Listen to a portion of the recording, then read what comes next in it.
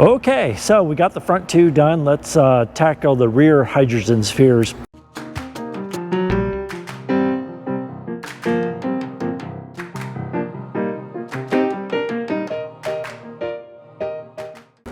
I really don't remember if it was the front ones or the rear ones that they couldn't ship. That was one of the big delays, one of the many delays in this project, was that the parts companies couldn't ship those hydrogen spheres. So anyways, I got them in, and let's do the back ones. I think they're going to be a little easier. They're actually in the trunk underneath where the spare tire is. That's both of them. Access is down below, obviously. So other than just being a big mess again, shouldn't be too bad. Did I mention I have a lift that's on its way? That's going to be a lot better. All right, let's get underneath the car. Okay, this is the sphere that's on the passenger rear. So it looks pretty easy. There's just 3 10mm mounting nuts, an 11 return line, and looks like a 15 or maybe a 17 supply line. I've got the rear passenger tire wheel removed just to make access a little bit easier to get to the fittings on the hydrogen sphere. Crack both those lines, let them drip out into your tub of nastiness for a while, and then we'll remove those. And then once we do that, we can go underneath, up top into the trunk, right by where the spare tire is, and we can pull these out. There are 3 mounting nuts on the bottom. I'll show you those in a second. Okay, so on the bottom here, there are 3, 1, 2, 3 10mm nuts that have to come off.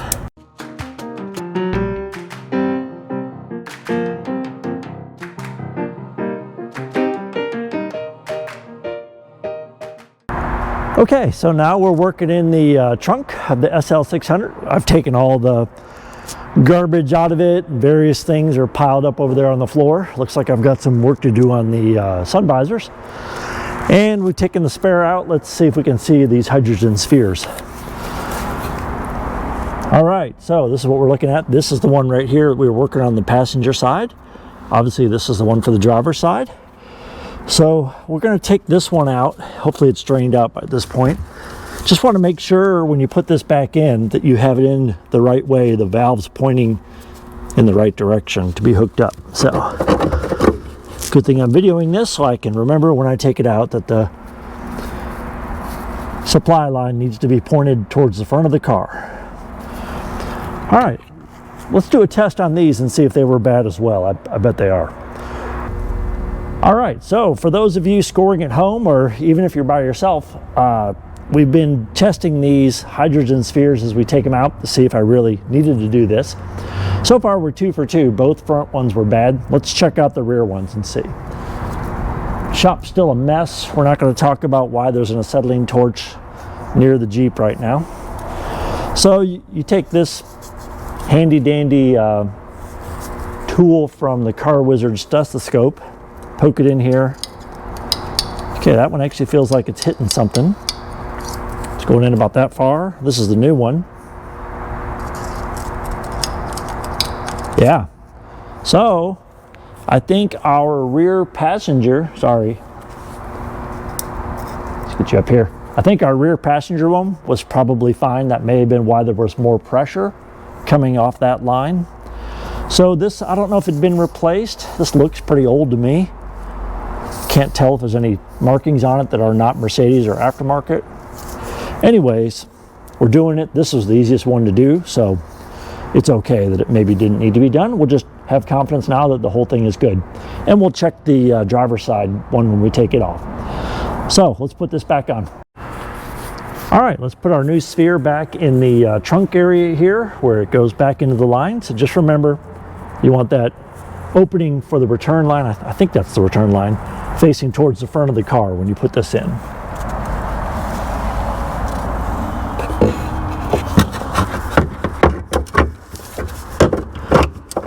There we go. Everything's out of the way. Nothing's getting caught. Whoa. Everything's out of the way. It's seated nicely. All right. feels good. Let's put those 10mm nuts back on the bottom, then we'll hook the supply line and the return line back up. Okay, you have to get the small return line on, and it's easier if you can release the pressure on these clips that hold this line in.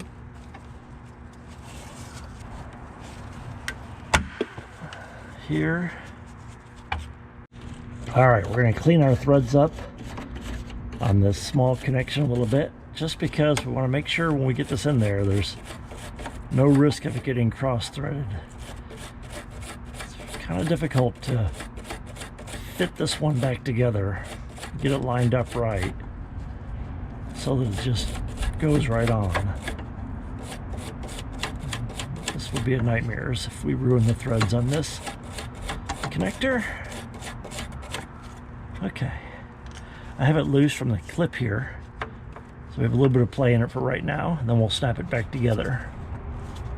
But mostly we just want to get this in there and get it so we can finger tighten it. If it takes more than finger tightening, there's a good chance it's being cross-threaded. Let's give it a little bit of stability down here. We'll start this one a little bit.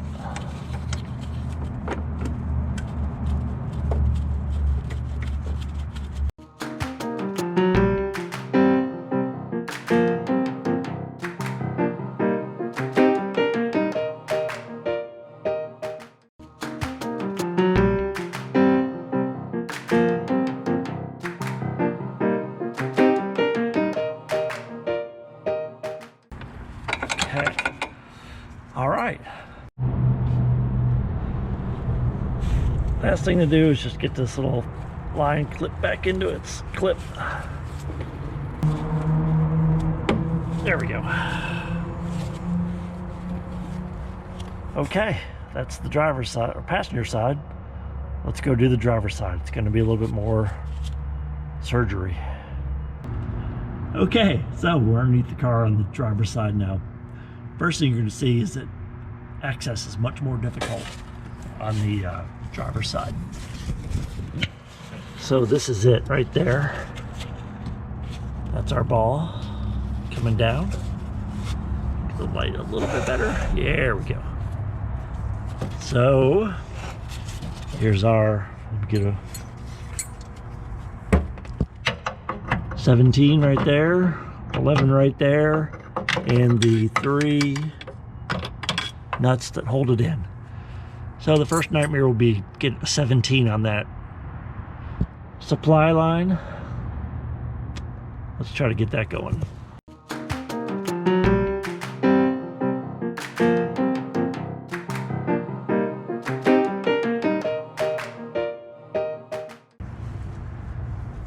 Now, see if we can get to the 11. If you can see that.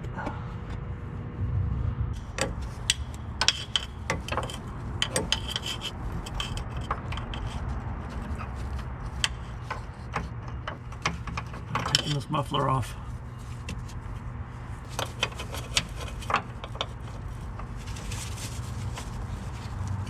I'm not taking this muffler off.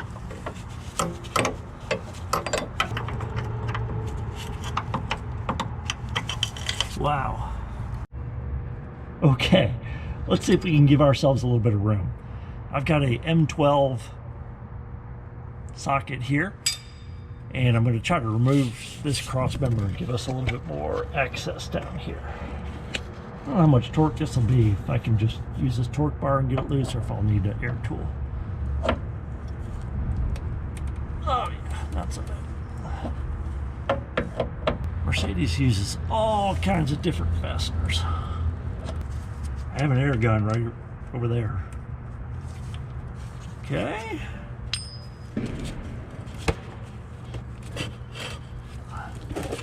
Now let's see if we can get a 11 layer wrench on our fitting.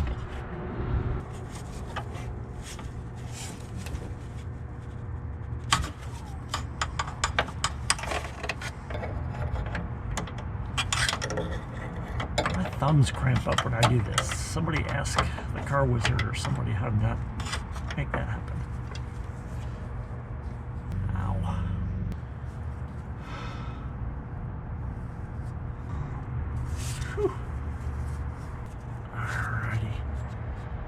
Okay. All right. 1, 2, 3. Mounting nuts.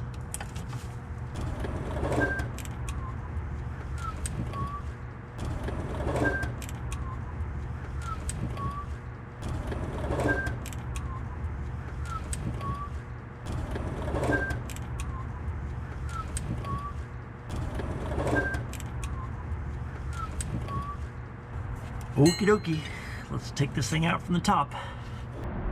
Okie dokie, so we're in the trunk again. Let's get this driver's side hydrogen sphere out and we'll test it and see if it needed replaced.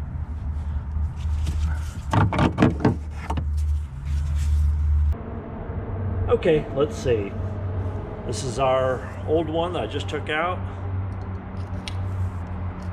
Uh-oh, seems like it goes pretty good. Yeah. Goes in that far. New one. Yeah, same thing. So, you know, who knows? Probably as soon as I did all this work to get this thing back up and running right, you know, then one of these would fail. So, anyways, we'll put the new ones on. Peace of mind, I guess. They're not that expensive. Kind of a pain to replace this one. Really difficult to get these lines lined up. But let's put this one back on and at least we'll have these hydrogen spheres done.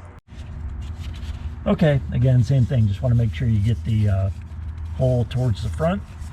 I don't know if these are only fit in one way, but let's not mess them up. There we go.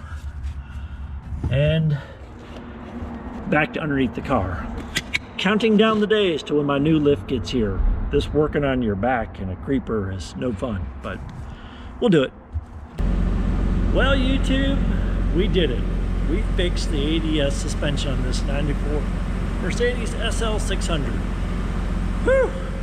Everything took longer than I thought it would, of course, right? Pro mechanics could knock this out probably in half a day.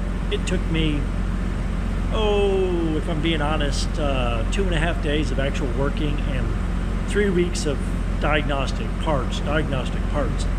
But we have a running, functioning Mercedes SL600 with suspension that is not down on the floor. So it's just awesome. No leaks so far. I've led the system.